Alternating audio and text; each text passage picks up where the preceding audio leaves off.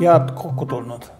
Mul on tõesti rõõm tervitada teid tänasel tähtsal konverentsil ja soovida palju häid mõtteid ja julgeid ideid, sest julgeolek, nagu me juba teame, sellel on ikka õige palju aspekte ja ühest sellest ehk majandusjulgeolekust täna me räägimegi. Ja selle erinevatest külgedest, olgu see siis energeetika, olgu see rahandus, olgu see küberjulgeolek, mis kõik on meile ütlesi väga tähtsad.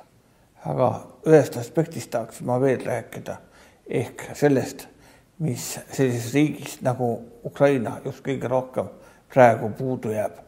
Sest majanduslikult on see riik üsna heal järjel võiks olla, aga administratiivselt ei saa Ukraina endaga kohe üldse mitte hakkama. Ehk Ukraina ei suuda selgelt oma riiki üleval hoida. Ja just selle tõttu on Andres Oslund juhtinud tähelepanu sellele, et tänase Ukraina kõige suurem probleem on see, mis toimub valitsuses või õigemini, mis seal ei toimu. Ma ei räägi siin ainult kõigile teadolevast võitlusest korruptsiooni vastu ja sellest tõvest, mis Ukrainat laastab, aga üldse nende administratiivsest nõrkusest. Nende ametkond on organiseerimata, üles ehitamata, seadused poolikud ja selle tõttu suur tööd tegemata, mida on tarvis selleks, et ehitada üles tugev riik, mis suudab seista vastu igasugusele survele. Seda Ukraina selgelt ei suuda. Ja meiegi, kes me arvame, et oleme seda suutnud ja kindlasti me ka oleme võrdes Ukrainaga eriti, peame alati meeles pidama, et see on töö, mis ei lõppe kunagi ära. Ja kõige ohtlikum hetk on see, kui sa langed suurde rahulolusse ja sulle tundub, et kõik on hästi. Sest kui me vaatame tänast Eestit, siis ei ole kõik mitte hästi.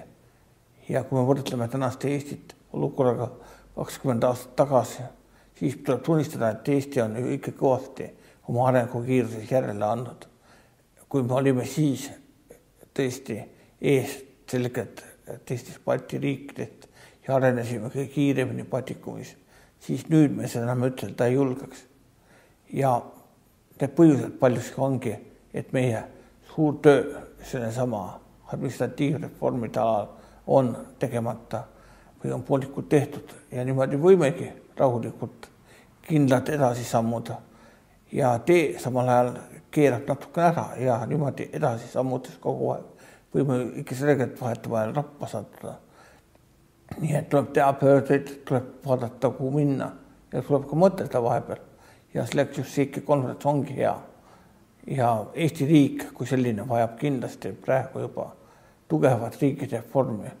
Me oleme astunud Euroopa Liitu, me oleme käivitanud e-valitsuse. Selle kõik arvel võiks arvata, et Eesti valitsusaparaat muutub väiksemaks. Aga kus sa sellega? See on muutunud hoopis suuremaks. Ja neid, kes tahavad raha jagada, näib kogu aeg juurde tulevat, aga neid, kellele raha jagada, aga vähemaks jäävad. See areng ei ole jätkusuutlik ja Eesti ei pea niimoodi pikalt vastu. Ükski riik ei pea pikalt vastu. Ja kui pikka aega läheb kuidagi viisi, siis ühel hetkel võib selgelt järgneda rah ja kokkuvarisemine. Seda me tahame ju vältida. Ja sellepärast tulebki käia uusi ja julgeid ideid, millest meil tänapäeva natukene puudugi on. Et on hea, et on välja pakutud mitmeid lahendusi ja ettepanekuid riigireformiks nagu see, et näiteks kas me ikka vajame praeguses Euroopa Liidus sama suurt parlamenti, kui me vajasime enne seda. Kas me vajame tänases Eestis nii palju ministeeriume, nii palju riigiametnikke kui enne seda.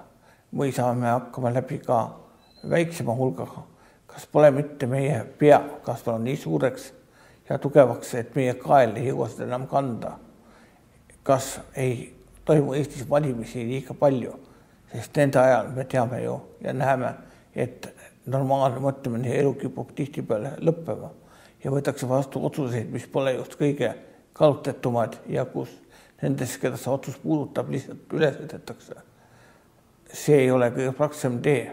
Ma ei hakka rääkima siin praegu pikemalt haldusreformist, mis muudaks meie omavalitsused nii tugevaks ja korruptsioonikindlaks, et need igale survele vastu seisaksid. Kõike seda tuleb teha ja kõigeks oleme olemas. Ja selleks on meil tarvis ainult julgust asju välja ütelda, asju tegelike nimedega nimetada ja neid ideid ka tõesti ellu viia. Kui me tahame jõuda väga kiiresti sikse igavasse staatusesse, igava seisundisse, siis me tegelikult ei jõua sinna kordavasti kunagi. Et me ei ole veel selles seisundis, me peame tegema, kas me tahame või mitte, ikka edasi julgeid otsuseid ja mitte ainult laskuma suurde roosasse rahulollu ja õndsusesse.